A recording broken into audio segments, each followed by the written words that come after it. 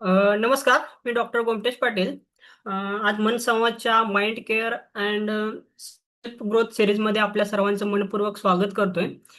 तर आजचा विषय आहे basic emotions and introduction to emotional intelligence. तर आज आपण काय काय पाहणार आहोत? एकच मिनिट. स्क्रीन दिसते सर्वांना? येस सर, हो येस सर. सर, दिसत आहे, हो दिसत आहे. हो हा. हो सर, दिसते. तर आज हा, ओके ओके, थँक्यू मॅडम. तर आज आपण काय काय पाहणार आहोत? तर इमोशन्स म्हणजे काय, बेसिक इमोशन्स कोणकोणते आहेत, इमोशनचे हिडन शेड्स कोणकोणते आहेत, इमोशनल इंटेलिजन्स म्हणजेच आपण त्याला शॉर्ट फॉर्म मध्ये इक्यू असं म्हणतो. म्हणजे काय, रिअल लाईफ केसेस स्टडी करणार आहे आणि टेक होम मेसेज आपण आज एवढं बघणार आहे. आज आपण ऍक्च्युली सायकोलॉजिकल एक टर्म एखादी अशी बघणार नाहीये, पण आज आपण अशा प्रकारे अभ्यास करणार आहे की आपण स्वतःला थोडं अधिक समजून घेण्याचा प्रयत्न करणार आहे आज. तर आज तुम्हाला एक छोट्या प्रश्नापासून या लेक्चरची सुरुवात करतो, वेबिनारची सुरुवात करतो. तर मला सर्वांना एक प्रश्न विचारायचा आहे की आज दिवसभरात तुम्हाला तुमच्या एखाद्या भावनेला जर एखादा कलर द्यायचा असेल तर तो कोणता कलर द्या आणि तो का? या प्रश्नाचं उत्तर मला म्हणजे कोणीही अनम्यूट अनम्यूट होऊन सांगावं.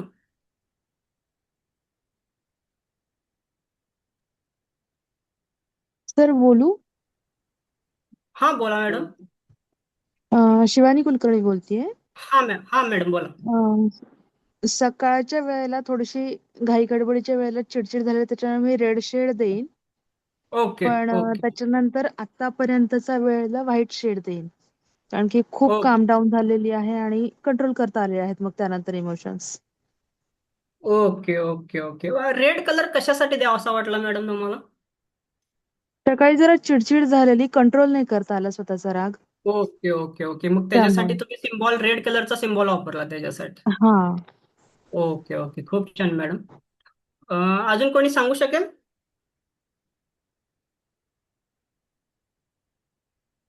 बघा, खूप महत्वाचा प्रश्न आहे. म्हणजे एखाद्या आपल्याला इमोशनला किंवा एखाद्या भावनेला एखादा कलर द्यायचा असेल तर आपण तो कोणता कलर देऊ? सर बोलू. हा, बोला सर. पुनीत सातपुते बोलतो नाशिकवरून. हा, बोला सर. दुपारी माझ्या मुलीला मिरजला ऍडमिशन घेतलं मी परवा. ओके आठवड्यापासून 10वी पर्यंत धावपळ चालू होती माझी ती. तर ओके पहिल्यांदाच ती आमच्यापासून लांब गेली बोर्डिंग स्कूलमध्ये, लहानी. ओके. तर तिची आठवण काढून थोडं इमोशनल झालो होतो मी. ओके तर त्याला कुठला रंग द्यावा कळत नाही मला, पण ओके ओके. ठीक आहे असं सर, मला काही वाटत. अडचण नाही आहे. बर. पण हा, असं काही अडचण नाही आहे सर. हा, कुठला कलर द्यावं असं मला थोडं कन्फ्युजन आहे. ओके सर, ओके, ठीक आहे सर, काही अडचण नाही, इट्स ओके. तर मी फक्त प्रश्न याच्यासाठी विचारला होता की वेगवेगळ्या लोकांसाठी एकाच कलरचा अर्थ वेगवेगळा असू शकतोय. तसंच भावनेच्या बाबतीत जर विचार करायचा असेल तर भावनेच्या बाबतीत ही भावनेला अनेक प्रकारच्या छटा असू शकतात किंवा त्याच्या पाठीमागे अनेक प्रकारची कारणे असू शकतात. त्यामुळं तात्पर्य एवढंच आहे की आपण. हा, हॅलो सर. काही शंका आहे का?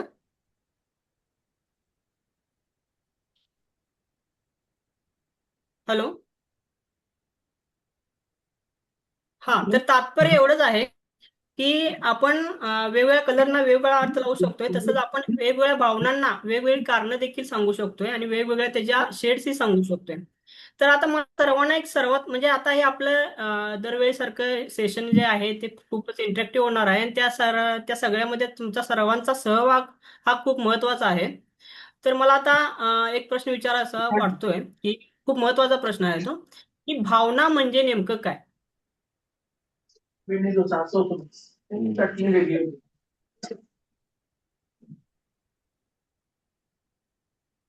कुणीही उत्तर द्यावं.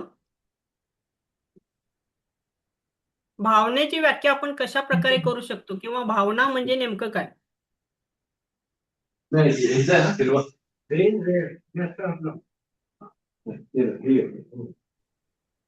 बोलू सर. हा, बोला सर. भावना म्हणजे की आपल्या मनात सभोवतालच्या परिस्थितीमुळे आलेला जे आपल्याला अनुभवत असतो त्यानुसार आपण जी प्रतिक्रिया निर्माण करतो, ओके. प्रतिसाद किंवा प्रतिक्रिया देत असतो. तर त्यामुळे हम्म जो हम्म हम्म हम्म. मनात आलेला विचार जो असतो त्याला भावना म्हटलं असेल असं मला वाटतं. Okay okay okay okay. म्हणजे थँक्यू. वर्तनात म्हणजे एखादी आपल्याला अनुभव आला त्या अनुभवाला आपण प्रतिक्रिया म्हणून जे आपल्या मनात विचार येतात त्याला भावना म्हणायचं असं तुमचं म्हणणं आहे सर. बरोबर? हो हो हो. खूप छान सर, खूप छान. अजून कोणी सांगू शकतं की भावना म्हणजे नेमकं काय?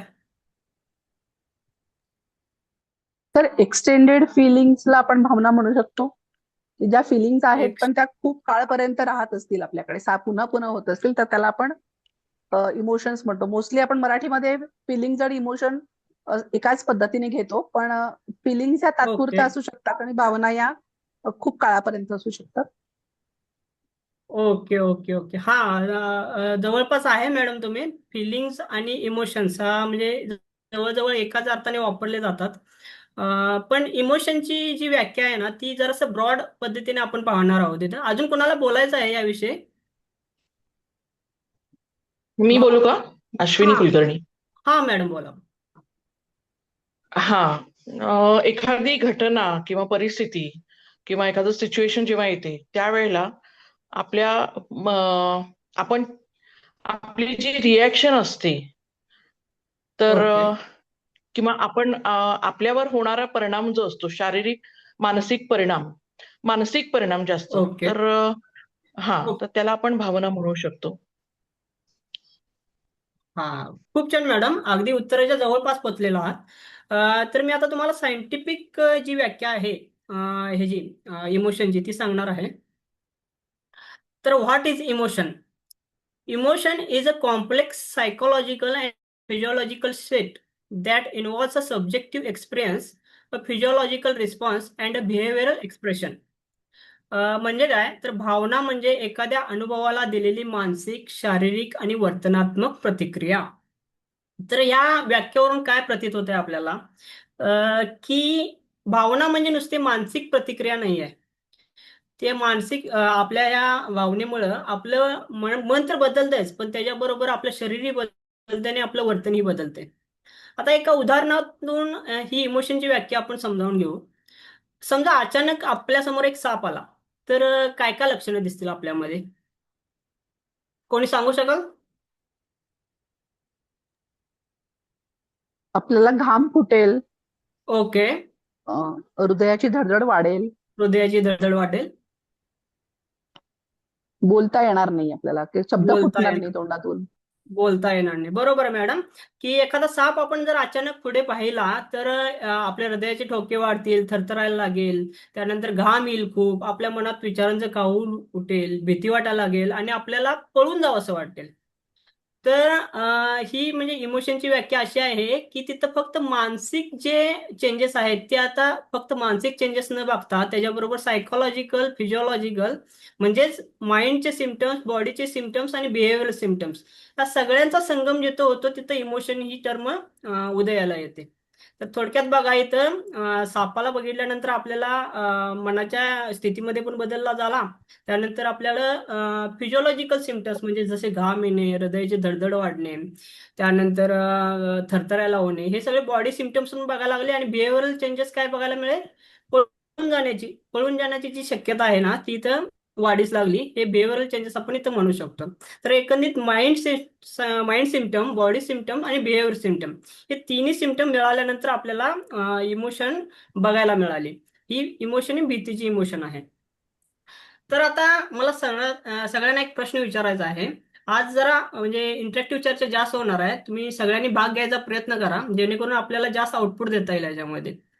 तर जी ही भावना असते, जे वेगवेगळ्या प्रकारच्या भावना आपण अनुभवतो, त्या का बरं उदयास येत असतील किंवा का बरं आपल्यास अनुभवास येत असतील? त्याचे नेमकं काय काम असेल?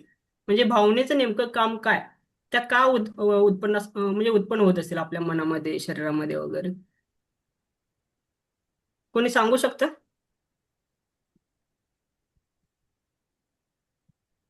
तर आपल्या मेंदूला तसा सिग्नल जात असेल आपल्या ज्ञानेंद्रियाकडनं, आपण जे काही ग्रहण करतोय किंवा काही दिसतंय आपल्याला, तो असं ओके. होत असावं.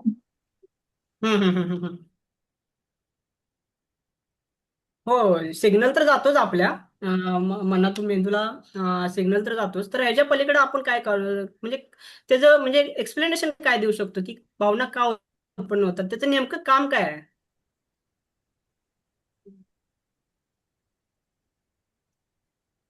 बघा, जरा विचार करा. सिग्नल या शब्दातच त्याचा अर्थ सामावलेला आहे. तुम्ही म्हणताय ते बरोबर आहे अगदी. काय असू शकतं भावनेचं नेमकं काम किंवा मुख्य काम काय असू शकतं?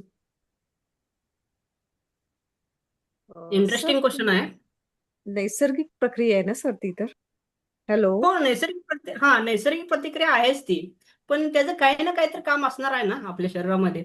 आता बघा, एक साधं उदाहरण घ्या. ज्या वेळेला ज्यावेळेला हा आपण भावना आपल्या मनामध्ये येतात, म्हणजे हा व्यक्तीच्या म्हणजे ओके. भीती असेल, राग असेल, आनंद असेल, हम्म. तर ती व्यक्ती ओके. जेव्हा त्या व्यक्त करते त्यावेळेला हम्म. म्हणजे मग समजा आता उदाहरणार्थ राग असेल, तर ती व्यक्ती जेव्हा हम्म व्यक्त हम्म. करते, तर त्यावेळेला ओके. दडपून राहत नाहीत, कोणत्याही गोष्टी मनामध्ये दडपून राहत नाहीत, म्हणून त्या हम्म. भावना व्यक्त केल्या जातात मनुष्याकडनं. Okay okay okay. बरोबर आहे सर हे मॅडम. डिफेन्स डिफेन्स मेकॅनिझम असू शकतात. सॉरी मॅडम, आवाज येईना तुमचा. काय म्हटलं? डिफेन्स मेकॅनिझम असू शकतं का हे? Okay okay. डिफेन्स मेकॅनिझम असू शकतं, पण त्याच्या अगोदरही काहीतरी आपल्याला महत्वाचं आहे. डिफेन्स मेकॅनिझम ही पुढची गोष्ट झाली. पण त्याच्या अगोदर म्हणजे काय, सिग्नल या शब्दावरून तुम्हाला काय सांगता येईल?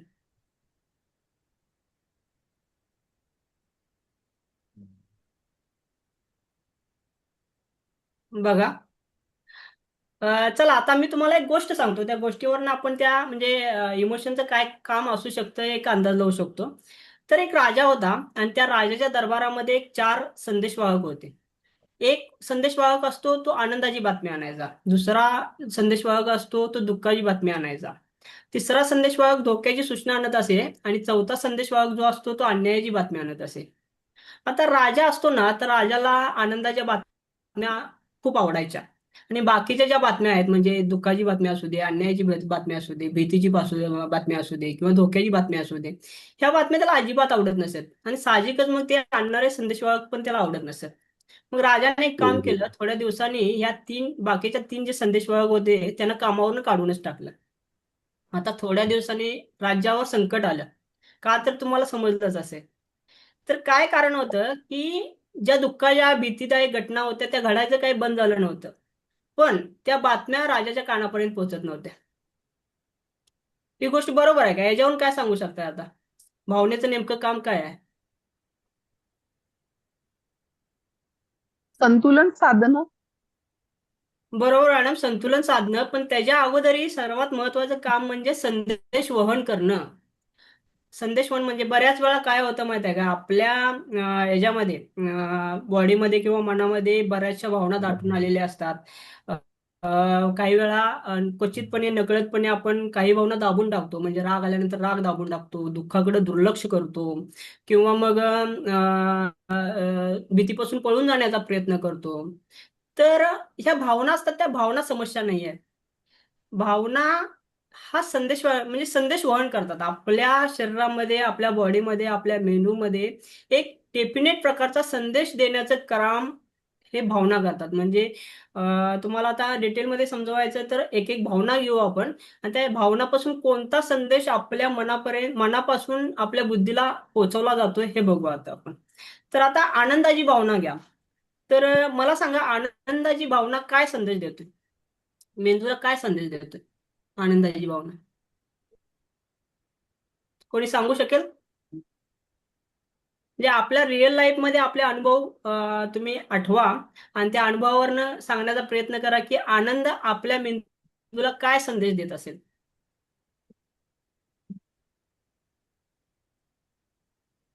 बघा, जरा ताण द्या मेंदूला.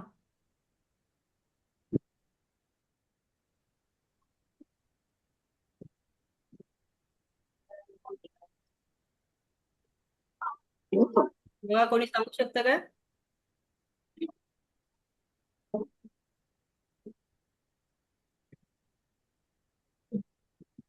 चला मीच सांगतो. तर आनंद आनंद आपल्या आपल्या आनंद आपल्या शरीराला, मनाला हा पॉझिटिव्ह संकेत देत असतो, बरोबर आहे सकारात्मक. मॅडम. बरोबर आहे हा. मॅडम. आनंद आपल्या मेंदूला हा संदेश दे हा कोणी बोलतंय का? हा, तर आनंद आपल्या मेंदूला हा संदेश देतोय की आपल्या आयुष्यात काहीतरी चांगलं घडत आहे. लक्षात आलं काय? आपल्या आयुष्यात काहीतरी चांगलं घडत आहे, हा संदेश आनंद आपल्या मेंदूला देत असतोय. आता मला सांगा, आपल्याला एखादं यश मिळालं किंवा आपल्याला एखाद्याने आपलं कौतुक केलं किंवा आपल्या एक चांगला रिवॉर्ड मिळाला, तर आपण खुश होऊन जातो. तेव्हा मेंदूला काय संदेश देतोय की आपल्या आयुष्यात काहीतरी चांगलं घडत आहे बाबा. त्यामुळं आनंद आपल्या मेंदूला एक चांगल्या प्रकारचा असा संदेश देतोय की सगळं गुडगुड आहे आणि घाबरायचं काम नाही, अशा प्रकारचं एक आश्वासन आपल्या मेंदूला आनंद पोचवत असतोय. तर आता मला सांगा, दुःख काय, दुःख काय संदेश देतो? दुःख आपल्या जीवनात आपल्या मेंदूला काय संदेश देतो?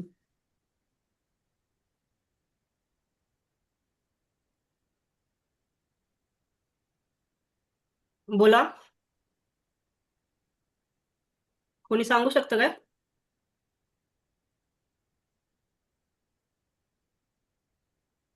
आपण चला त्या मी सांग गोष्टी टाळण्याचा हा प्रयत्न करतो. बोला मॅडम, काय म्हणलं? आपण ती बाब दुःख टाळण्याचा प्रयत्न करतो. आवाज हा, टाळण्याचा प्रयत्न करतो, बरोबर. आणखीन काय सांगू दुःख शकाल? नकारात्मक दुःख नकारात्मकता देते. दुःख नकारात्मकता देते, बरोबर आहे. तर एक्झॅक्टली दुःख आपल्या जीवनातली काहीतरी महत्वाची गोष्ट हरवलेली आहे आणि त्याच्यामुळे आपल्याला नुकसान झालेलं आहे, हा संदेश आपल्या मेंदूला देते. उदाहरण द्यायचं झालं तर एखादं अपयश आलं किंवा एखादी निगेटिव्ह गोष्ट घडली आपल्या आयुष्यामध्ये, त्यानंतर नातेसंबंधामध्ये कटुता आली, आपली प्रिय व्यक्ती आपल्याला सोडून गेली, तर दुःख आपल्याला येतं आणि मेंदूला संदेश देतो की आपल्या आयुष्यातील काहीतरी महत्वाची गोष्ट ही हरवलेली आहे.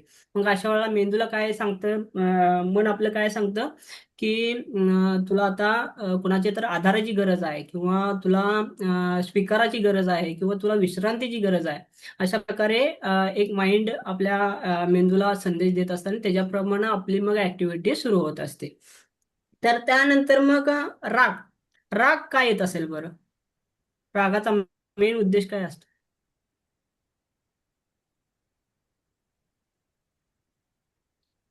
बघा,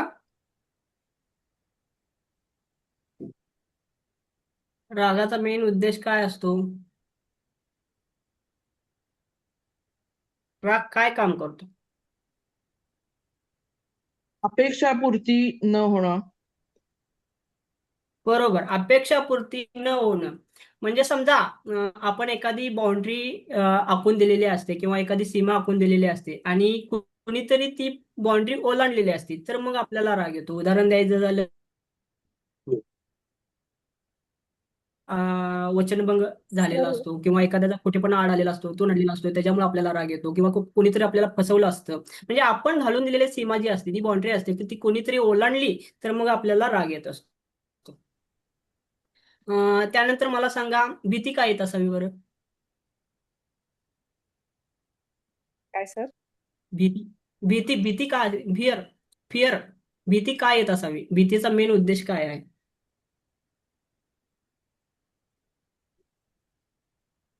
काही गोष्टीत सर आपली असहायता आपल्याला वाटते, तिथेही आपल्याला भीती वाटू शकते निराशेमुळे.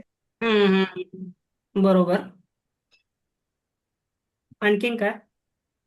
आपल्या अपेक्षा पूर्ण होऊ शकणार नाही ह्या विचारांनी पण भीती वाटत असते. हा, ते अल्टिमेटली अपेक्षा पूर्ण न होणे, त्यातनं दुःख आणि दुःखामधनं डिप्रेशन वगैरे, त्याच्या पुढे जाऊन अँझायटी, म्हणजे एक प्रकारची भीती निर्माण होऊ शकते. पण म्हणजे काय सिग्नल काय देतं आपल्याला? भीती ही आपल्याला काय सिग्नल देतं? बघा, आपण त्या परिस्थितीला सामोरं जाऊ शकत नाहीये किंवा आपल्याकडे कुठतरी हा कमतरता असेल. हा बरोबर, मागाशीच उदाहरण बघितलं आपलं मॅडम. कुणी सांगू शकताय का? हा, समोर आता साप आला किंवा हा अगदीच वाघ वगैरे आला तर मला तिथे काहीच करता येत नाहीये आणि मी हा हतबल आहे, त्यावेळेला आता मग बरोबर परिस्थिती माझ्या आवाक्याबाहेरची आहे म्हणून मग मला भीती वाटू शकते. बरोबर बरोबर बरोबर अगदी बरोबर मॅडम. की भीती काय येते तर आपल्याला धोक्याची सूचना देण्यासाठी भीती येते. आपल्या आयुष्यात पुढे काहीतरी धोका वाढून ठेवलेला आहे किंवा काहीतरी अनिश्चित आहे हे सांगण्यासाठी भीती येते. मग तिथे भीतीची मग वेगवेगळी उदाहरणं आपण घेऊ शकतो. संकट आल्यानंतर भीती येऊ शकते, परीक्षा आल्यानंतर आपल्याला भीती येऊ शकते, त्यानंतर नवीन जबाबदारी किंवा एखादा इंटरव्ह्यू असेल तर आपली त्याची भीती येऊ शकते. भीती येणे याचा अर्थ आपण एखाद्या धोक्याचा अनुभव घेणे म्हणजे भविष्यातील धोका आहे त्याचा विचार करून आपल्याला भीती निर्माण होत असेल. तर ह्या सगळ्या भावना आहेत त्या भावना आपल्याला त्रास देण्यासाठी अजिबात येत नाही आहेत. तर त्या काहीतरी आपल्यासाठी महत्वाचं सांगण्यासाठी आपल्या आयुष्यात किंवा आपल्या मनात येत असतात आणि आपण जर त्या टाळल्या किंवा त्या दाबल्या तर त्याचे गंभीर परिणाम आपल्याला सोसावे लागू शकतात. त्यानंतर आपण बेसिक इमोशन्स ह्या 4 बेसिक इमोशन्स आहेत आणि त्याचे वेगवेगळे शेड्स आहेत ते आता आपण बघूया. बेसिक इमोशन्स मध्ये हॅपीनेस, सॅडनेस, अँगर, फिअर म्हणजे आनंदी, दुःखी, राग येणे आणि भीती वाटणे ह्या मुख्य 4 भावना आहेत. आणि हे जे खाली लिहिलेलं आहे त्याच्या खाली म्हणजे हॅपीनेसच्या जॉयफुल, एक्साइटेड, प्राऊड, सॅडनेसच्या खाली लोनली, रिग्रेट, होपलेस, अँगरच्या खाली अनॉइड, फ्रस्ट्रेटेड, एनरेज्ड आणि फिअरच्या खाली नर्वस, वरीड, अँझियस. ह्या वेगवेगळ्या शेड्स आहेत या भावनांच्या मुख्य भावनांच्या शेड्स आहेत त्या. त्याला आपण कदाचित उपप्रकार पण म्हणू शकू. तर मला सांगा आनंद.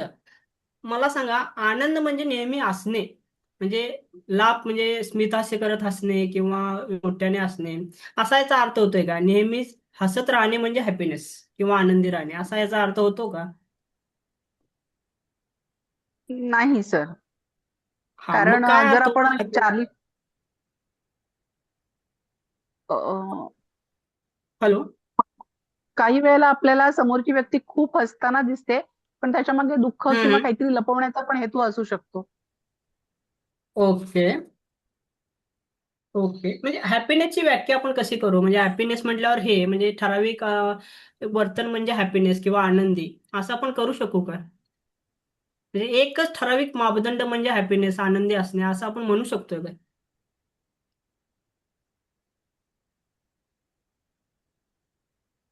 बघा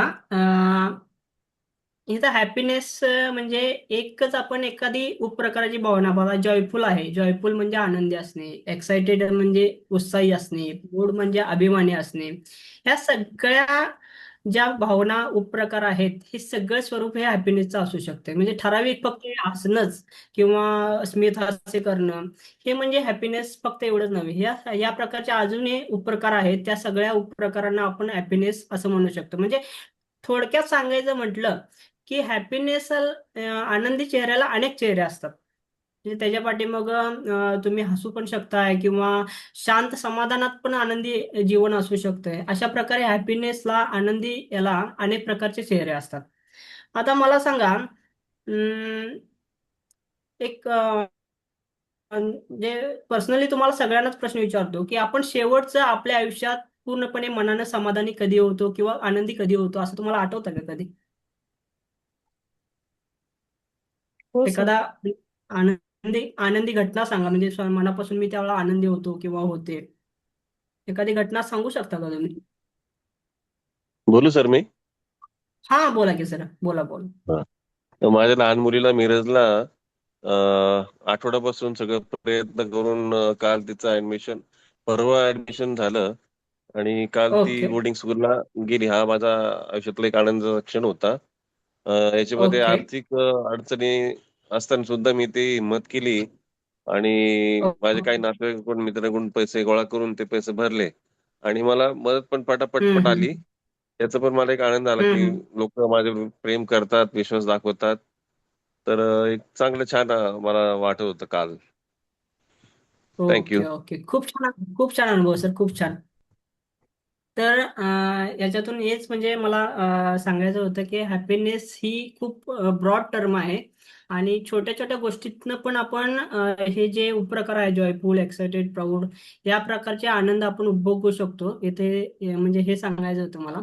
आता सॅडनेस घेऊया सॅडनेस म्हणजे दुःख. आता मला एक प्रश्नाचं उत्तर द्या तुम्ही दुःख आणि निराशा यामध्ये नेमका काय फरक आहे?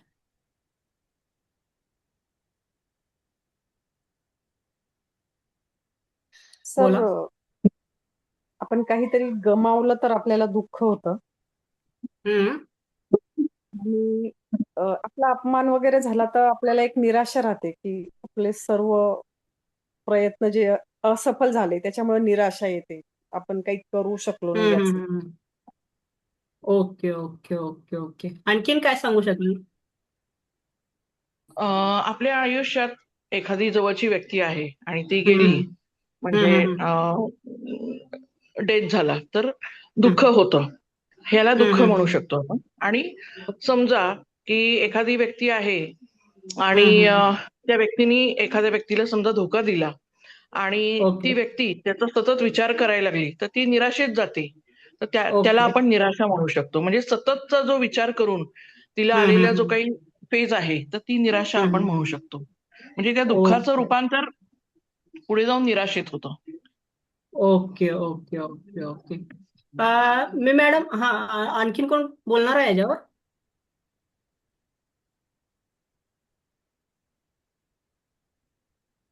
तर आता अश्विनी मॅडम बोला ना तुम्ही. हो सर, हो. हा. तर मला इथं एक गोष्ट सांगावीशी वाटते की सॅडनेस आणि निराशामध्ये थोडाफार फरक आहे, पण खूप म्हणजे ब्रॉड टर्मने ती व्याख्या केली जाते. म्हणजे दुःख म्हणजे समजा ही एक म्हणजे मोठी भावना आहे दुःख ही, आणि निराशा हे त्याचं एक विशिष्ट स्वरूप आहे. तर मला सांगा आता, दुःखाला जर आपण जर उपमा द्यायला गेलो तर दुःख एवढं असतं की त्याला आपण सागराची उपमा देऊ शकतो, कारण दुःख ही मुख्य भावना आहे आणि निराशा ही तिची उपप्रकार आहे. निराशा म्हणजे काय? त्या समुद्राला मिळणारी एखादी नदी. म्हणजे एखादी गोष्ट मिळाली नसली तर आपल्याला निराशा येते, पण तीच निराशा लॉंग टर्म साठी टिकून राहिली तर आपल्याला मोठं दुःख येतं आणि त्याच्यातनं आपण सावरू शकत नाही. असं होतं. ज्या गोष्टीचा त्यामुळं दुःख ही एक दैनंदिन मोठी जीवनावर भावना आहे. परिणाम होतो. हो, हो, हो, म्हणजे हो. खूप ज्या मोठा दुःखाचा परिणाम होतो दैनंदिन दुःखाचा. जीवनावर परिणाम होतो, त्याला आपण निराशा हो, म्हणू हो. शकतो. अ, हा, म्हणू शकतो, पण ती निराशा एक दुःखाचं एक विशिष्ट रूप आहे. पण दुःख ही संकल्पना खूप मोठी आहे. म्हणजे दुःखाची आपण व्याख्या करायला गेलं तरी पण आपल्याला शब्द कमी पडतील, एवढी मोठी दुःखाची व्याख्या होऊ शकते आपली. म्हणजे दुःखाच्या ओके. सागरात वगैरे आपण बुडतो हे शब्द प्रयोग करतो ना, तर त्याच्यामुळेच आपण करतो की दुःख ही खूप मोठी भावना आहे. आणि निराशा ही स्पेसिफिक एखादी गोष्ट मिळाली नसल्यामुळं किंवा स्पेसिफिक एखादी व्यक्तीचा सहवास मिळाला नसल्यामुळं, त्याचं प्रेम मिळालं नसल्यामुळं, किंवा आपली एखादी एखादी आवडती वस्तू आपल्याला मिळाली नसल्यामुळे निराशा होऊ शकते. हे एक त्याचं विशिष्ट रूप आहे, स्वरूप आहे त्या दुःखाचं. आणि दुःख ही खूप ब्रॉड संकल्पना किंवा मोठी संकल्पना आहे. आणि त्याचे मग सबटाईप्स लोनली, रिग्रेट, होपलेस किंवा निराशा येणे वगैरे असे सबटाईप्स पडू शकतात. तर आता हे लोनली बघा, लोनली म्हणजे काय बघा, की माझ्या आजूबाजूला भरपूर लोक आहेत पण मला एकटं वाटायला लागलंय. लोनली म्हणजे एकटेपणा. त्याची व्याख्या कशी करू आपण, की माझ्या आजूबाजूला भरपूर लोक आहेत पण मला कशात मनच लागत नाही, मला एकटं एकटंच वाटतंय. हे म्हणजे लोनली. त्यानंतर आहे रिग्रेट. रिग्रेट याचा काय अर्थ होतोय? पश्चाताप. म्हणजे याचा अर्थ काय? काश मी त्यावेळा तो निर्णय घेतला असता. हा जो पश्चाताप होतोय ना, तो रिग्रेट किंवा हे एक दुःखाचं स्वरूपच आहे, तो प्रकार मानला जातोय. आणि त्यानंतर होपलेस. होपलेस म्हणजे काय? होपलेस म्हणजे या परिस्थितीत आता काही सुधारणा होऊ शकणार नाही असं आपल्याला वाटतं. त्यावेळेला आपल्याला म्हणू शकतो की होपलेस म्हणजे होपलेसनेस म्हणजे आशाहीन. आपल्याला आशाच राहत नाही की याच्यात काहीतरी सुधारणा होईल असं. तर हे झाले दुःखाचे उपप्रकार आहेत. त्यानंतर येते अँगर. अँगर म्हणजे राग. तर मला सांगा, राग येण्यापाठीमागं इतरही भावना काही लपलेल्या असतात का? हॅलो? Yes sir. कोणी बोललं का? सर, द्वेष पण असू शकतो. एखाद्या द्वेषापायी पण आपल्याला राग येऊ शकतो. ओके, बरोबर. आणखीन आणखीन काय काय भावना असू शकतात रागाच्या पाठीमागं?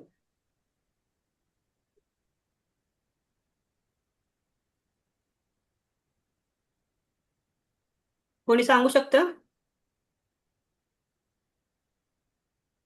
अपमान पण असू शकतो. तर रागाच्या पाठीमागे हो हो, अपमानही असू शकतो, निराशाही असू शकते. ऍक्च्युली रागाच्या पाठीमागे एखादं दुःखही असू शकतं. त्यानंतर भीती असू शकते. भीती म्हणजे समजा आता आपल्या समोर साप. हॅलो मॅडम, आवाज कट होतोय तुमचा.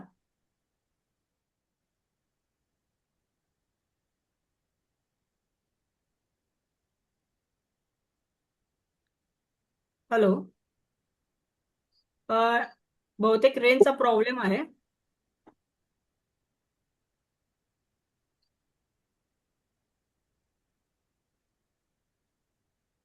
हा तर रागाच्या पाठीमागे अनेक भावना असू शकतात. दुःखाची भावना असू शकते. त्यानंतर भीतीची भावना असू शकते. अपमानाची म्हणजे अपमानाची किंवा अन्यायाची चीड असू शकते. नाकारले गेल्याची भावना असू शकते. अशा प्रकारे वेगवेगळ्या भावना ह्या रागाच्या पाठीमागे असू शकतात. त्याच्यामध्ये हे उपप्रकार दिलेले आहेत त्याचे, म्हणजे शेड दिले आहेत. अनॉइड म्हणजे वैतागलेला असू शकतोय. फ्रस्ट्रेटेड म्हणजे वैफल्यग्रस्त किंवा अडथळ्यामुळे चिडलेला असू शकतोय. किंवा एनरेज म्हणजे अतिशय संतप्त, खूप रागावलेला असा अर्थ होतो एनरेजचा. तर ह्या प्रकारचे अं, ह्या प्रकारचे उपप्रकार किंवा शेड्स आपल्याला रागामध्ये बघायला मिळू शकतात. तर आता भीतीची भावना घेऊया. तर सगळ्यांना मला एक प्रश्न विचारायचा आहे आता, की भीती ही नेहमी वाईटच असते का?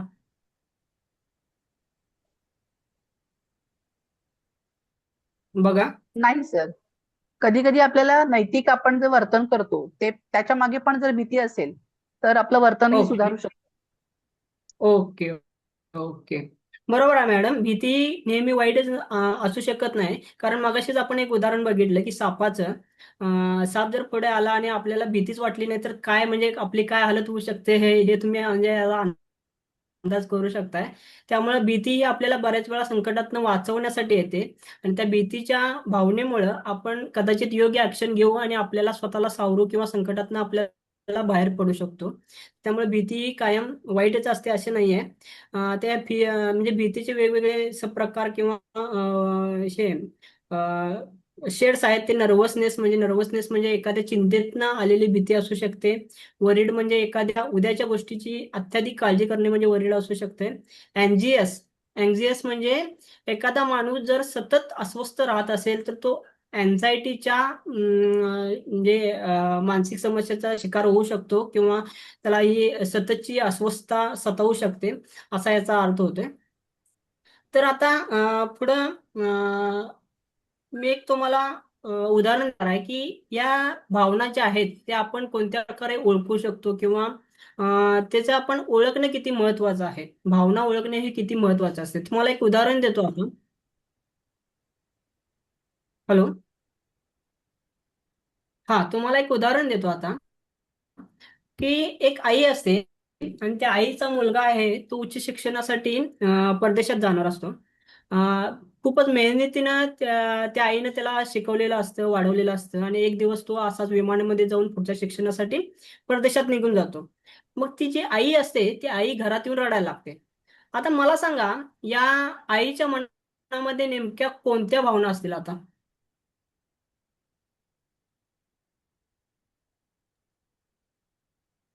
बघा. मुलगा दुरावल्याची भीती असू शकते. हो, बरोबर. आणखीन?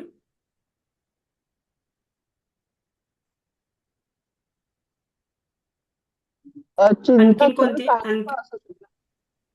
चिंता पण असू शकेल की आतापर्यंत म्हणजे आपल्या जवळ असणारा पुढे म्हणजे त्याचं जेवण खाणं वगैरे कसं असेल, काय होईल. ओके, बरोबर. चिंताही देखील असू शकते. आणखीन काय असू शकतं? यामागे काही मिश्र भावना असू शकतात असं मला वाटतं. अम, तो उच्च शिक्षणाला जातोय यामागे अगदी आनंद बरोबर तर मॅडम, आहे. बोला. आनंद आहे, त्यानंतर एकटेपणाही हो, आहे, बरोबर. भीती आहे, कुठेतरी स्ट्रेसही आहे, ओके. तर म्हणजे हा, ताणही आहे आणि एकटेपणाची जाणीव, बरोबर. ह्या सगळ्या गोष्टी असू शकतात. ओके ओके, बरोबर आहे. बरोबर आहे मॅडम. म्हणजे एका ठिकाणी आपला मुलगा जो आहे परदेशात उच्च शिक्षणासाठी यशस्वी होऊन परदेशात शिकायला जातो याचा आनंद हे असेल, म्हणजे प्राऊड म्हणजे अभिमान असेल त्या गोष्टीचा त्या आईला. त्यानंतर माझा मुलगा परदेशात जाऊन कसं जगेल. हॅलो. परदेशात जाऊन कसा जगेल, तिथलं वातावरण कसं असेल, त्याला ते सूट होईल का नाही, या गोष्टीची चिंताही असू शकते. ते दुःखाच्या स्वरूपात ती चिंता येऊ शकते, किंवा फिअरच्या स्वरूपात, भीतीच्या स्वरूपात ती चिंता येऊ शकते. त्यानंतर प्रेमाच्या स्वरूपात परत आनंद येऊ शकतो. या प्रकारच्या मिश्र भावना ज्या आहेत, त्या मिश्र भावना त्या आईच्या मनात येऊ शकतात. याचा तात्पर्य एवढंच आहे की आपण बऱ्याच वेळा भावना सोप्या करतो, पण मानवी मन हे सोपं नसते. एकाच वेळेला अनेक प्रकारच्या ज्या भावना आहेत, आनंद आहे, दुःख आहे, भीती आहे, प्रेम आहे, हे अनुभवण्याचे विशिष्ट असे लक्षण हे मनामध्ये असते. आपल्या मानवी मनामध्ये लक्षण जे असते ते अनेक प्रकारच्या भावना एकाच वेळी अनुभवण्याचे सामर्थ्य या मानवी मनामध्ये असते. तर हे भावना ओळखणे आपल्या आयुष्यात खूप महत्वाचं असतं, जेणेकरून आपण पुढे जाऊन त्याचं योग्य व्यवस्थापन करू. आता मला एका गोष्टीकडे वळायचं, महत्वाची गोष्ट आहे ती, तर भावनिक बुद्धिमत्ता.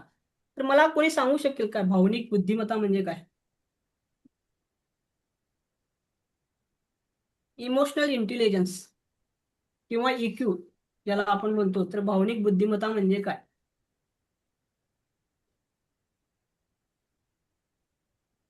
परिस्थितीनुसार भावनांवरती नियंत्रण मिळवणं.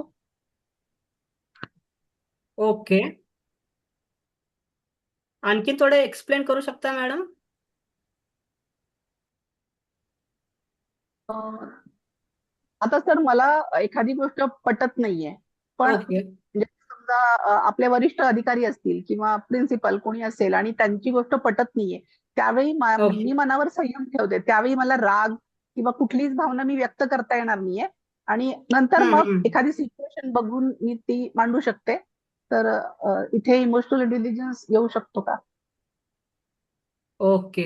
अ, अ, अगदी म्हणजे थोड्याफार जवळ आहे मॅडम, पण अगदीच असं म्हणता येणार नाही की याच्यात इमोशनल इंटेलिजन्स आहे, पण तेवढ्या प्रमाणात इमोशनल इंटेलिजन्स नाही आहे त्याच्यात. आणखीन कोणी काय सांगू शकतं याच्याबद्दल? हॅलो सर, हा बोला मॅडम. आवाज येतोय सर? हा, हॅलो. येतोय आवाज मॅडम, बोल. हा, बोला. भावनिक बुद्धिमत्ता म्हणजे अ, स्वतःच्या आणि इतरांच्याही भावना आपण ओळखू शकतो. ओळखणे म्हणजे ओ- किंवा समजून घेणे ओके. ओके. आणि म्हणजे हा योग्य पद्धतीने हाताळू शकतो बा, एवढी क्षमता आपल्यामध्ये म्हणजे भावनिक बुद्धिमत्ता आपल्याकडे आहे असं मला वाटतं. ओके. ओके, बरोबर आहे मॅडम, अगदी बरोबर आहे. म्हणजे जसं हा, सेल्फ विनीत सर अवेअर काहीतरी बोलत होता. हा, बोला. सेल्फ. नाही, सेल्फ अवेअरनेस आपली आत्मजाणीव पण भावनिक बुद्धिमत्तेमध्ये येते ना सर. आत्मनियंत्रण, बरोबर, बरोबर. आत्मजाण सेल्फ अवेअरनेस हा एक इक्यूचा कंपोनेंट आहे. सेल्फ अवेअरनेस खूप महत्वाचा असतो इक्यू मध्ये. बरोबर आहे मॅडम, अगदी बरोबर, खूप छान उत्तर आहे. हा, विनीत सर बोला. हेच मला थोडं म्हणायचं होतं की आपल्या भावनांचं व्यवस्थापन करणे, असं मला एकूण वाटतं की त्यालाच भावनिक बुद्धिमत्ता म्हणत असतील. बरोबर आहे, बरोबर आहे सर, अगदी बरोबर आहे. आता आपण सायंटिफिक जी व्याख्या बघू. तर इमोशनल इंटेलिजन्स म्हणजे आपण त्याला बोलीभाषेत इक्यू म्हणतो, इमोशनल क्वेश्चन असे म्हणतो. दोन्ही टर्म जरासं वेगवेगळे आहेत, पण रेग्युलर भाषेमध्ये त्याला एकच समजलं जाते. तर याची व्याख्या काय आहे, तर द ॲबिलिटी लागसन टू रिकॉग्नाइज, लागसन understand, manage and effectively use emotions in our selves and others. हे डॅनियल गोलेमन यांनी हे वाक्य बनवलेलं आहे. तर याचा अर्थ काय होतं? स्वतःच्या आणि इतरांच्या भावना ओळखणे, समजून घेणे आणि योग्य प्रकारे हाताळणे आणि त्याचा परिणामकारक वापर करणे म्हणजेच भावनिक बुद्धिमत्ता होय. तर इमोशनल इंटेलिजन्सची जी व्याख्या आहे, ही समजावून घेण्यासाठी एक आपण आता उदाहरण बघू. ह्या उदाहरणामध्ये एक प्रश्न पण आहे, त्या प्रश्नाचं उत्तर तुम्हाला द्यायचं आहे की दोन व्यक्तींचं संभाषण चालू असतं आणि त्या संभाषणामध्ये एकाला खूप राग येतोय, आणि तो राग कसा व्यक्त करतो याच्याबद्दल मी तुम्हाला एक 3 ऑप्शन देतो. त्या ऑप्शनवरनं तुम्ही योग्य ऑप्शन काय असावा हे ते जरा ओळखून सांगा मला. तर ऑप्शन पहिला जो असतो, पर्याय जो पहिला आहे तो, राग आलेला व्यक्ती आपला जो राग आहे तो समोरच्या व्यक्तीवर ओरडून किंवा त्याला शिव्या घालून व्यक्त करतो. आता दुसरा ऑप्शन काय आहे की तो जो व्यक्ती आहे तो आलेला राग तसाच मनामध्ये दाबून ठेवतो आणि आपल्या नातेसंबंधामध्ये काही बिघाड व्हायला नको किंवा नातं तुटायला नको म्हणून शांतपणे दुसऱ्या व्यक्तीशी संभाषण करण्याचा प्रयत्न करतोय. आणि आता तिसरा ऑप्शन बघा. तिसरा ऑप्शन असा आहे की स्वतःला आलेला राग तो व्यक्ती ओळखतो. त्यानंतर दुसऱ्याच्या भावनाही समजून घेतो. समोरचा जो व्यक्ती आहे त्या व्यक्तीच्या भावनाही समजून घेतो. आणि तिसरा जो त्याच्यामध्ये करतो तो आपला जो राग आलेला असतो तो योग्य प्रकारे तो व्यक्तही करतो. तर मला आता सांगा या तिन्ही पर्यायामध्ये सर्वात जास्त इक्यू कोणत्या पर्यायामध्ये दिसतोय? इमोशनल इंटेलिजन्स किंवा इमोशनल कोशंट सगळ्यात जास्त कोणत्या ऑप्शन मध्ये दिसून येतोय? शेवटच्या ऑप्शन मध्ये. कोणत्या मॅडम? शेवटी जो सांगितला तो थर्ड वन. हा हा, अगदी बरोबर आहे मॅडम. तर शेवटचा जो पर्याय आहे म्हणजे तो ज्या व्यक्तीला राग आलेला असतोय तो राग पहिला मला राग आलेला आहे ही गोष्ट तो ओळखतो. त्यानंतर समोरच्या मनात काय चालू आहे त्याच्या भावना काय आहेत हे समजून घेतो. आणि त्यानंतर आपल्याला आलेला राग शांतपणे तो व्यक्त करतो. हा जो पर्याय आहे तो इक्यूच्या जवळपास जाणारा पर्याय आहे. तर मला आता या उदाहरणावरून एक गोष्ट सांगा तुम्ही की इक्यू किंवा इमोशनल इंटेलिजन्स जो आहे त्याचे घटक कोणकोणते असावेत किंवा त्याचे कंपोनंट काय काय असावेत असं तुम्हाला वाटतंय?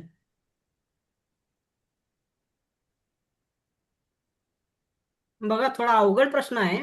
पण या कंपोनंट मध्येच त्या इमोशनल इक्यू म्हणजे इंटेलिजन्स आहे त्या पूर्ण व्याख्या त्याच्यात सांगलेली आहे. ते कंपोनंट खूप महत्वाचे आहेत. म्हणजे आपल्याला जर इक्यू कळायचा असला आणि नेमका इक्यू काय आहे इमोशनल इंटेलिजन्स काय आहे हे समजावून घ्यायचं असेल तर त्याचे कंपोनंट खूप महत्वाचे आहेत. तर काय असू शकतात कंपोनंट त्याचे किंवा घटक काय असू शकतात त्याचे?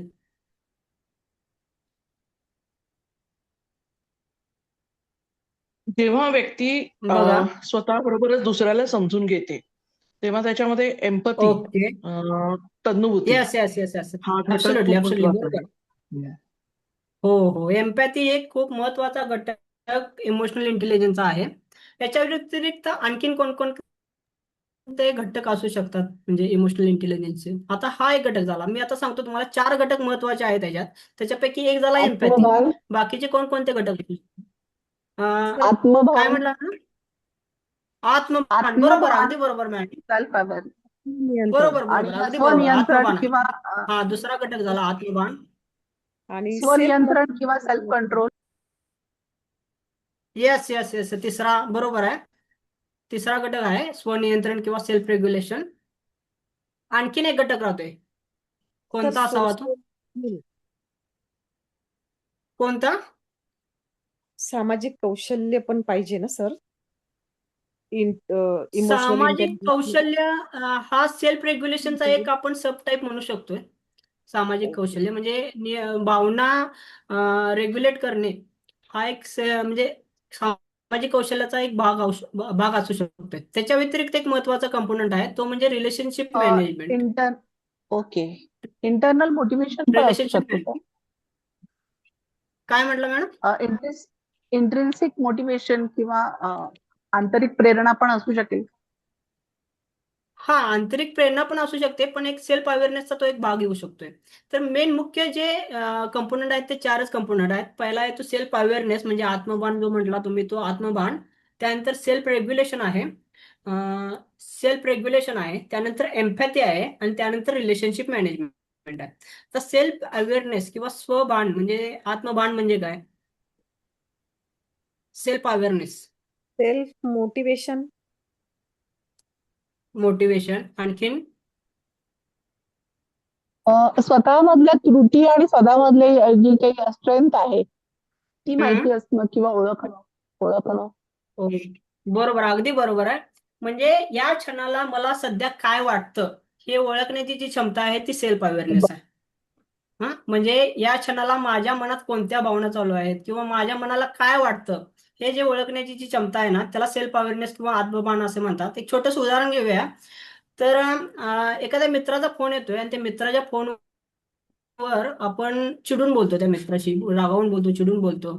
पण नंतर आपल्याला लक्षात येते की त्याचा फोन येण्याच्या अगोदर, एक जस्ट अगोदर एक मोठी घटना घडलेली असते आणि त्या घटनेमुळे आपल्याला ताण आला असतोय आणि त्या ताणाचा जो राग असतोय तो राग आपण त्या मित्रावर काढलेला असतोय.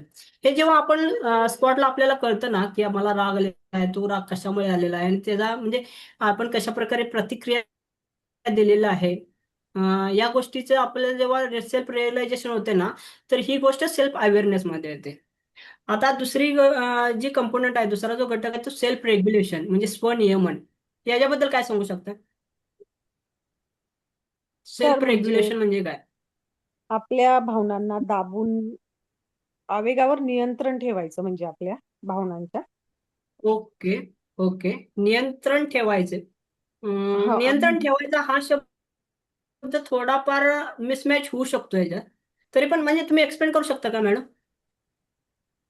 म्हणजे शांतपणे आणि विचारपूर्वक रागाच्या भरात बोलण्याऐवजी बघ थोडासा वेळ घेऊन शांतपणे आपण म्हणजे आवेगावर नियंत्रण ठेवणं असं मला म्हणायचंय.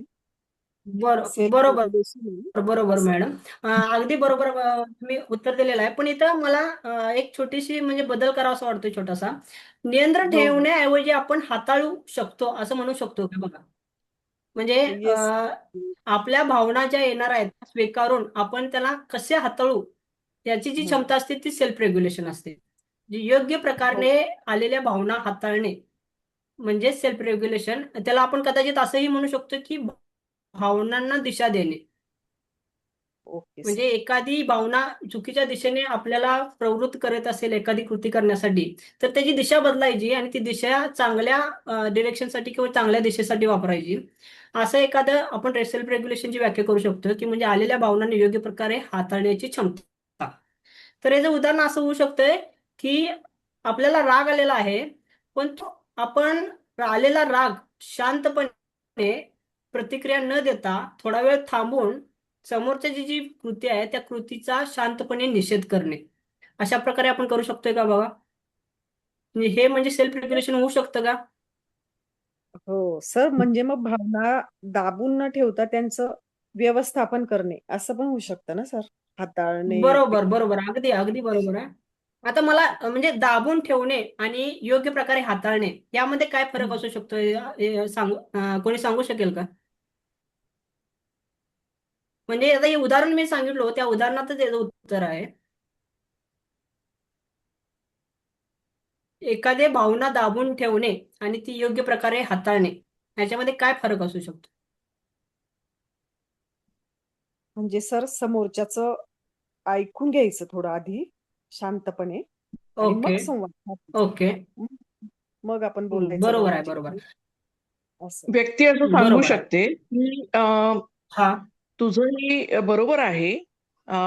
पण हम्म. माझं हे मत आहे, तर याचाही विचार हम्म. व्हावा असंही सांगता येऊ शकेल शांतपणे. बरोबर आहे, बरोबर आहे. बरोबर. आता मागाचंच उदाहरण घेऊया आपण. एखाद्याच्या वागणुकीमुळे आपल्याला प्रचंड राग आलेला आहे. पण त्या रागावर आपण लगेच प्रतिक्रिया न देता आपण थांबलो, थोडा विचार केला आणि मग आपण समोरच्या वागणुकीचा निषेध केला किंवा मग आपण त्यांना स्पष्टपणे सांगितलं की तू ही गोष्ट केलास त्याच्यामुळे मला एवढा एवढा राग आला आणि ते मला अजिबात आवडलेलं नाहीये. हे एक भावना हाताळण्याची ही एक पद्धत आहे आणि दुसरी पद्धत म्हणजे आलेला राग दाबून टाकायचा आणि त्याला कळूच द्यायचं नाही की आपल्याला राग आलाय. तर इथं हा फरक आहे की सेल्फ रेग्युलेशन मध्ये आणि राग दाबण्यामध्ये, भावना दाबण्यामध्ये. की आपण दाबल्यानंतर त्याची कृती आहे तशी ऍक्सेप्ट करतो. पण रेग्युलेशन मध्ये आपण त्याची कृती आहे तशी ऍक्सेप्ट न करता सौम्य भाषेमध्ये योग्य भावनेच्या हाताळण्याच्या पद्धतीमध्ये आपण त्याला समजावून सांगतो की ही जी कृती आहे ती ती कृती योग्य नाही आहे आणि त्याच्यामुळे मला राग आलेला आहे. हा एक म्हणजे छोटासा डिफरन्स आहे याच्यामध्ये. सेल्फ रेग्युलेशन म्हणजे भावना दाबणे आणि त्याचे योग्य व्यवस्थापन करण्यामध्ये. म्हणजे इथं आपण शेवटच्या पर्यायामध्ये आपण भावना दाबली नाही, त्या भावनेला कुठेतरी योग्य प्रकारे वाट करून दिले. त्यामुळं आपला जो राग आला तो समोरच्या व्यक्तीला कळाला होता. तर हे सेल्फ रेग्युलेशन खूप महत्वाचं आहे.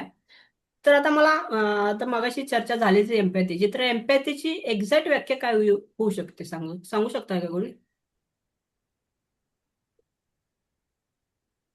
एम्पॅथी. सर म्हणजे सहानुभूती ना एम्पथी म्हणजे?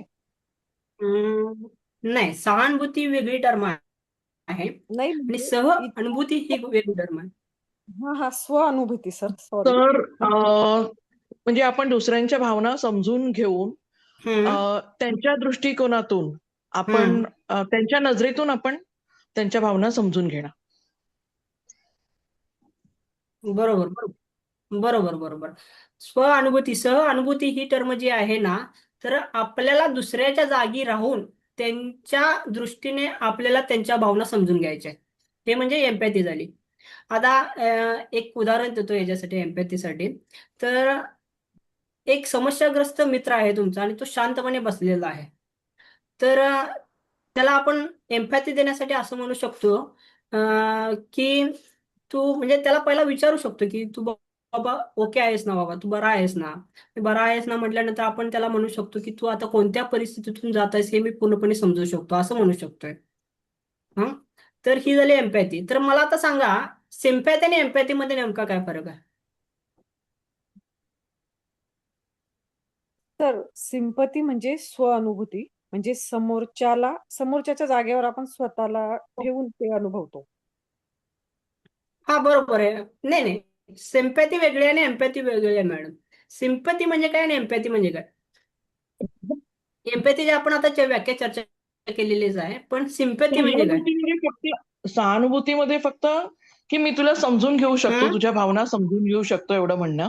पण हम्म परानुभूतीमध्ये किंवा तद्नुभूतीमध्ये किंवा हम्म एम्पथीमध्ये आपण त्या हम्म व्यक्तीच्या हम्म भावना समजून त्याला ऍक्च्युअल तो ज्या कठीण परिस्थितीत असेल तिथे जाऊन मदत करणं हा हम्म सुद्धा भाग म्हणजे येतो हम्म त्याच्यामध्ये. आणि ती एम्पथी आहे. हम्म. बरोबर बरोबर बरोबर.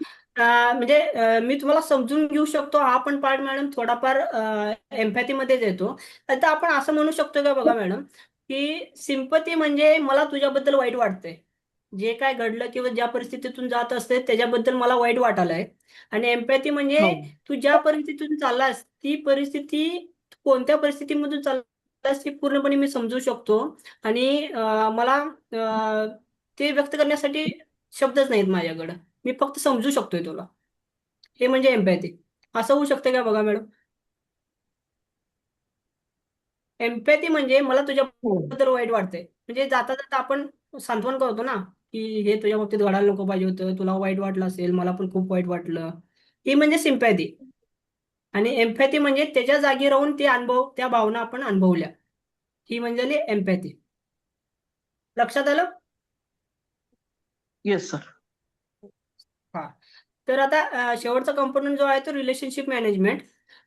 तर हा जो घटक आहे तो हा घटक किंवा कंपोनंट आपण कसा एक्सप्लेन करू शकतोय इमोशनल क्वेश्चनच्या बाबतीत?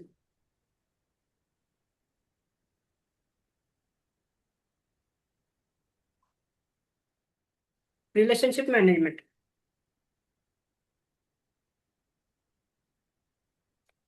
बघा, विचार करा थोडा.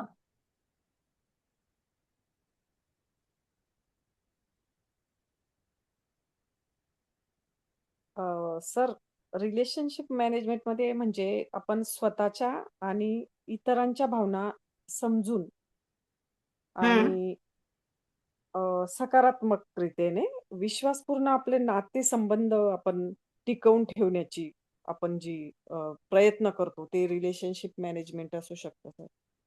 बरोबर बरोबर, अगदी बरोबर मॅडम. की कसं आहे माहित आहे काय, समोरच्या भावना समजावून घेऊन एखादं नातं टिकवायचं म्हणजेच रिलेशनशिप मॅनेजमेंट.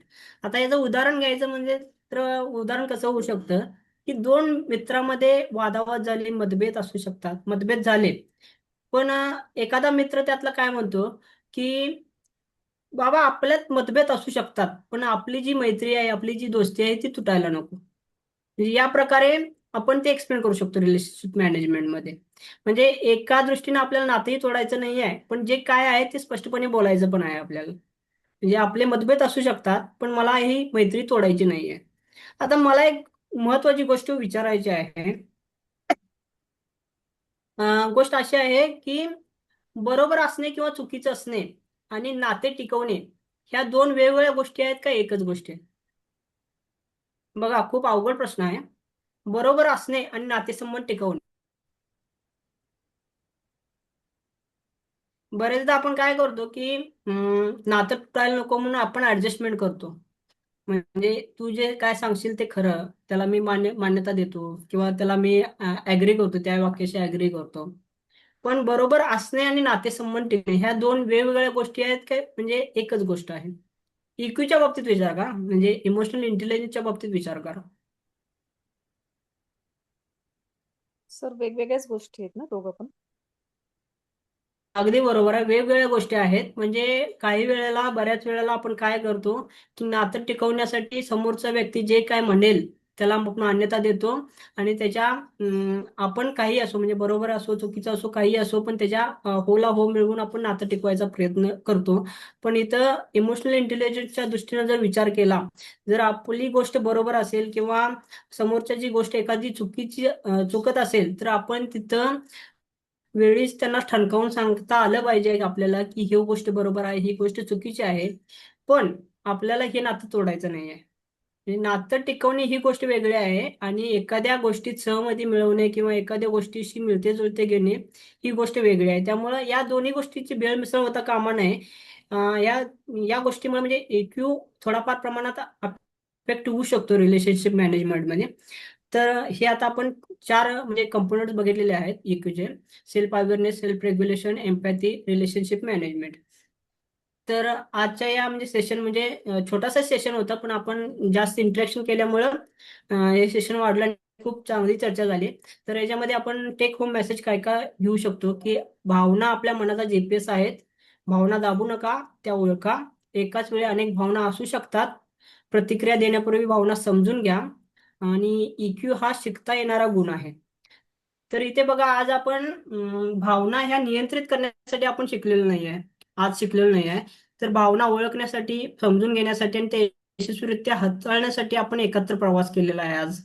आणि इमोशनल इंटेलिजन्सची सुरुवात आहे ती भावना नियंत्रित करण्यापासून होत नाही, ती सुरुवात आहे ती भावना ओळखण्यापासून होते. त्यामुळं EQ जर आपल्याला शिकायचं असेल चांगल्या पद्धतीने, तर आपल्याला भावना मुळात ओळखता आल्या पाहिजेत आणि त्याच्यानंतर मग मॅनेजमेंट करता आलं पाहिजे. तर you can not always choose what you feel, but you can choose how you respond to what you feel. Thank you. आजचं सेशन हे इथेच मी स्टॉप करतोय. काही तुमच्या शंका असतील तर विचारू शकता या बाबतीत. शंका नाहीये सर. तुम्ही हे सेशन घेतलं त्याबद्दल तुमचे खूप खूप धन्यवाद सर. खूप छान थँक्यू. वाटलं थँक्यू चर्चा मॅडम. करून. Thank you madam. माहिती मला मिळालं त्याबद्दल खूप आभारी आहे सर मी तुमची. म्हणजे थँक्यू आम्ही सर्व. Thank you thank you thank you sir. Thank you madam. Thank you. खूपच छान सर लेक्चर झालं. एकदम मस्त. ओके. तुमचा आवाज ऐकल्यानंतर बरं वाटतं. खूप इंटरॅक्टिव्ह सेशन होतं.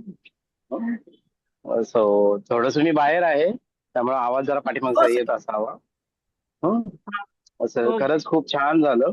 आणि थोडस तुम्ही कंटिन्युटी थोडीशी यावी, आठवड्यातून एक तरी लेक्चर तुमचं आम्हाला ऐकायला मिळावं अशी आता अपेक्षा आहे. बरोबर ना? बाकीचे सुद्धा सगळे चालेल चालेल. मी नक्की पार्टिसिपेंट्स नक्की प्रयत्न इच्छा करेन आहे का सर. प्रत्येक आठवड्याला सरांना ऐकायची? हो, मी तयार आहे सर. येस. बाकीचे? हो सर. नक्की नक्की. हं. नक्की सर, आम्ही सर्वजण तुम्हाला परत एकदा ऐकण्यास उत्सुक आहोत. हो सो परत एक लवकरच हो तयारी सर. तुम्ही करावी अशी अपेक्षा व्यक्त करतो. हो सर, नक्की नक्की नक्की सर, काहीच हरकत नाही. तुम्हाला बघून छान वाटतंय मला, हसतोय चेहरा. Thank you sir. थँक्यू, खूप थँक्यू. येस. चालेल. कोणाच्या काही शंका?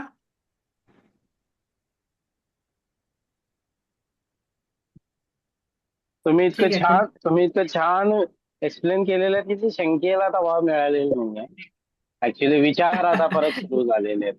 अरे या प्रकारे देखील आपण विचार करू शकतो, अशाही गोष्टी असू करू शकतात. शकतो. असे नवीन विचार आमच्यात पेरले गेलेले आहेत सर. सो त्यामुळे थँक्यू.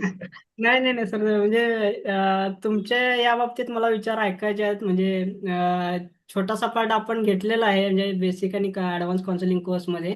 पण डिटेलमध्ये या विषयाविषयी तुमच्याशी म्हणजे बोलण्याची किंवा तुमचं विचार ऐकण्याची आम्हाला म्हणजे खूप उत्सुकता आहे. त्यामुळे एखादं चर्चासत्र आपण तुमचं कंडक्ट करूया असं वाटतंय मला तर या बाबतीत. करू ना, करू आपण करू. पहिला तुमचा ओके पार्ट जो छान चालू आहे तो पहिला जरा कंटिन्युटी मध्ये ठेवूया. Okay sir, okay okay, thank you. तर ठीक मला वाटतं की 10 वाजलेले आहे. आहे. हा, आणि कोणाला काही शंका असेल तर सरांचा ग्रुपवरती नंबर हो आहे, सर. डायरेक्ट कॉन्टॅक्ट देखील करू शकतात सगळेच. सो येस, चालेल, थांबूया कॉन्टॅक्ट करू सर. शकता, मेसेज करू शकता. थांबूया सर. आता डायरेक्ट एंड केलं तर चालेल ना मीटिंग सर? हो रेकॉर्डिंग हो, होईल ना ते? येस येस, हो, रेकॉर्डिंग आपोआप होतं. फक्त ते 15 मिनिटं तुम्हाला ओके हे सर, करावं ओके. लागेल. ओके, एंड केल्यानंतर थांबावं लॅपटॉप लागेल. चालू ठेवावं लागेल, okay sir. Internet. Okay sir, चलो चालेल bye sir. Bye. Okay okay, thank you.